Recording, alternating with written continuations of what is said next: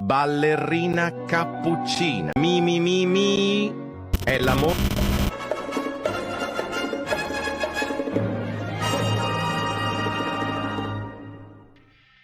The action franchise John Wick has long been celebrated as a cult classic among true fans of the genre, those who've been craving the gritty, no-nonsense adrenaline rush of 80s and 90s action flicks.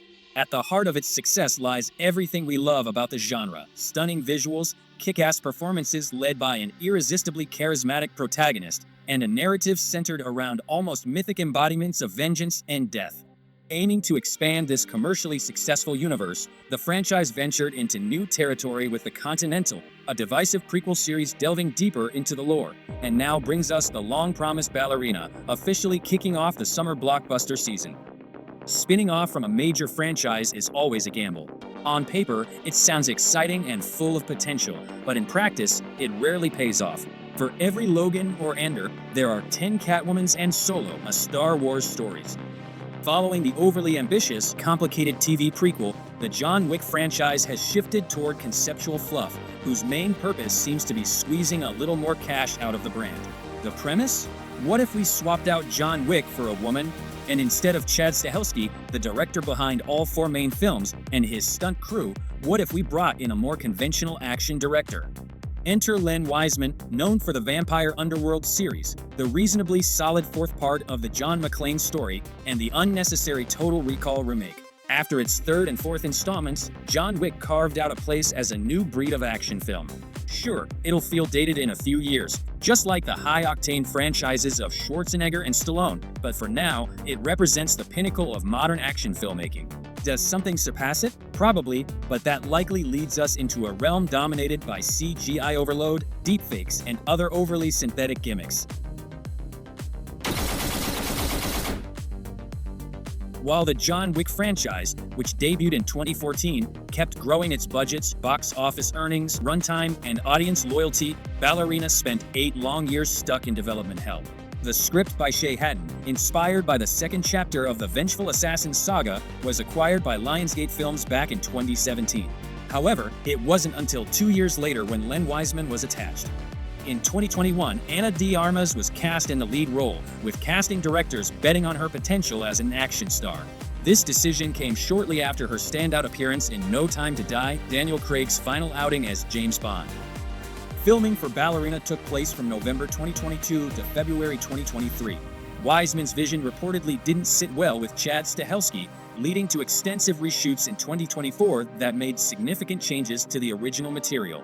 The additional shoots, which lasted 2 to 3 months, were held in Prague, with rumors suggesting that the director of Underworld wasn't even present on set. One thing Ballerina certainly lacks is a strong individual identity or any major distinctions from the rest of its parent franchise.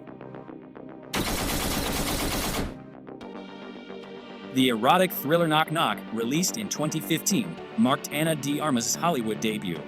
Born and raised in Cuba, de Armas had just arrived in Los Angeles after working in Spain. At the time, English was entirely new to her, so she learned her lines phonetically. Following Knock Knock, her rise to stardom became one of the fastest among actresses in the past decade. She dazzled audiences even in the limited role of a hologram in Blade Runner 2049. She stole the spotlight in Rian Johnson's star-studded whodunit Knives Out. She became a standout in No Time to Die, and she earned an Oscar nomination for her portrayal of Marilyn Monroe in Blonde, despite the film itself winning a Razzie. When Chad Stahelski and franchise producer Basil Ivanek were casting for the lead role in their Assassin Ballerina spin-off, they reviewed every scene de Armas had ever been in. In Knives Out, they saw someone who could effortlessly shift from vulnerability and uncertainty to "I'm going to stab you in the eye with this knife" intensity. Now, 10 years after those steamy scenes with Keanu Reeves, de Armas takes center stage for the first time in a major summer action film. With Ballerina, her unexpected evolution into a combat star reaches its peak as she steps into the legacy of one of the most respected high body count franchises in modern cinema.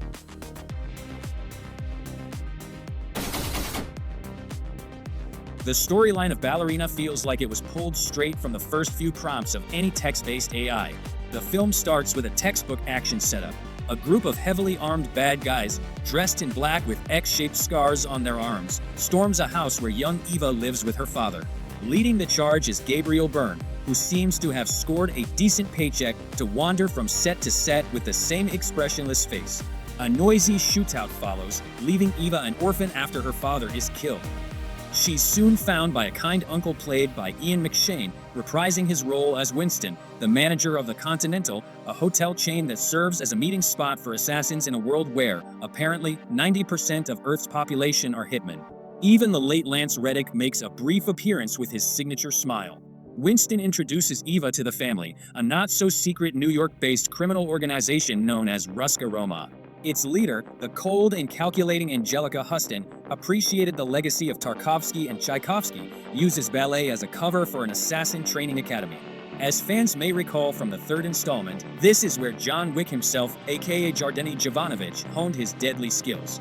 Inevitably, grown-up Eva crosses paths with him, though instead of the autograph she might have secretly wanted, she only gets a few cryptic life lessons from Reeves' stoic character. Eva discovers that her father was a Kikimora, a highly trained assassin under Ruska Roma. Determined to follow in his footsteps, Eva endures grueling training that includes martial arts, marksmanship, and classical ballet. Why assassins need to learn ballet is left unexplained for the third film in a row. Presumably, it's for aesthetic purposes, to build character, or to underscore the organization's connection to high culture. The training sequences seem designed to justify how a petite woman can hold her own against hulking male opponents. Eva's mentor emphasizes that her adversaries will always be bigger and stronger, so she needs to think outside the box and fight like a girl. This strategy pays off, and afterwards Eva will carve a path through a mountain of bodies. While her ballet skills remain unimpressive, she graduates from the combat courses with flying colors and sets off to Europe to avenge her father's death. Eva soon learns that Byrne's character, saddled with the painfully cliché nickname, the Chancellor, because of course he's Austrian, and his henchmen represent yet another assassin organization.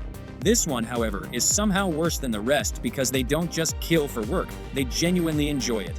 Naturally, Eva resolves to take them down. The climactic showdown unfolds in an idyllic snow-covered alpine village, which gets systematically obliterated during a battle with supposedly reclusive family-oriented assassins. By the end, it's clear that the entire 2-hour film exists solely to build up to an epic 10-minute flamethrower duel near the finale. The scene is admittedly spectacular and might have been better served as a standalone clip, free of the ballerinas, kikimoras, killer hotels, oddly dressed Austrian villains, and even Keanu Reeves. John Wick himself makes a brief cameo, arriving on a Polar Express with a diplomatic mission. He swiftly floors Ana de Armas' character in a fight, only to predictably switch sides and join her in the final act. As with many films in this genre, the plot of Ballerina is best approached with a hefty suspension of disbelief, and don't expect it to stick in your memory for long. If the movie leaves any impression, it'll be thanks to its high-octane action sequences, which are, as usual, top-notch. At first glance, everything seems to check the right boxes. There are scenes of moderately inventive gun fu, the franchise's signature draw, a chaotic club massacre, a fight involving dinner plates, a kill with freshly sharpened ice skates, and a duel between a flamethrower and a water cannon that feels like it could be a crossover with Harry Potter's final battle. Ballerina delivers new weapons of destruction alongside increasingly creative ways to strangle, stab, or shoot enemies, all staged against visually striking backdrops, from an Asian nightclub featuring an ice pick showdown to a cozy alpine ski town that becomes a battleground. For a casual night at the multiplex, it's a near-identical twin to John Wick in terms of spectacle. Ana de Armas impresses in close combat scenes involving props and gadgets, but her hand-to-hand fights feel less convincing. Her character, Eva, is often hurled against walls or floors due to her smaller stature, which undermines the sense of an evenly matched fight. While the action is solid, it's increasingly hard to innovate after John Wick, Chapter 4. The film's 2 directors and subsequent reshoots seem to have resulted in a slightly uneven overall quality. The most standout addition is the flamethrower, which hadn't been featured in the franchise before. Frankly, there are moments when you wish John Wick had been left out entirely. His role feels shoehorned and purely for fan service, and the film would have benefited from focusing more on Eva's story. The cracks in Ballerina begin to show when it tries to be more than it is. Ana de Armas, an actress with undeniable charisma and dramatic chops, seems unsure of what to do with her role. The character is underwritten, leaving her to extract depth from lines like, "I won't back down," or "Why did you kill my father?" Keanu Reeves also seems constrained, reduced to a glorified cameo for the fanbase. Gabriel Byrne fares even worse. His character is yet another generic antagonist, lacking even a monologue about free will or moral ambiguity. Norman Reedus makes a brief appearance, but his role is so insignificant that any long-haired guy with a shotgun could have filled the part. The franchise's long-standing flaws persist: clunky slapstick, forced sentimentality, and an aesthetic that often resembles a video game, this time with hints of Grand Theft Auto. A compelling villain hasn't graced the series since the sequel, and Byrne's character doesn't even get a chance to make his mark. Ultimately, the biggest sin of Ballerina is that it feels unnecessary. This is a common pitfall of spin-offs, much like in the Marvel Cinematic Universe. The suspension of disbelief crumbles under the weight of increasingly implausible fight recovery times and the general lack of stakes. There's not much to set Ballerina apart from John Wick. It has the same simplistic, almost napkin-scribbled screenplay. Revenge, as always, is the driving force, basic dialogue, and heavy reliance on fights and shootouts. Every gunfight, explosion, chase, and brawl feels like déjà vu, not just from Wick, but also, for instance, from 2017's Atomic Blonde, which shares a female lead and creative input from Stahelski's team. However, Atomic Blonde felt sharper, grittier, and more visceral.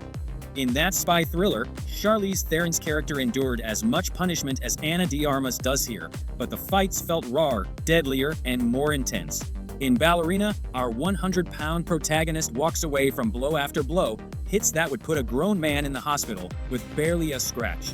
By the end, she does get a couple of neatly applied bruises and cuts courtesy of the makeup team, but that's about it.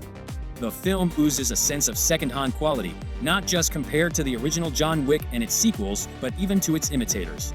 Sure, the action is there, there's plenty of it, and Anna is compelling in these scenes. But as a whole, the movie comes across as a B-grade action flick, the kind that once went straight to DVD. The fights are solid, the neon-lit shootouts are flashy, but it's no Wick. Even Keanu Reeves' tired stare through a sniper rifle scope can't elevate it. In fact, even the title feels misleading.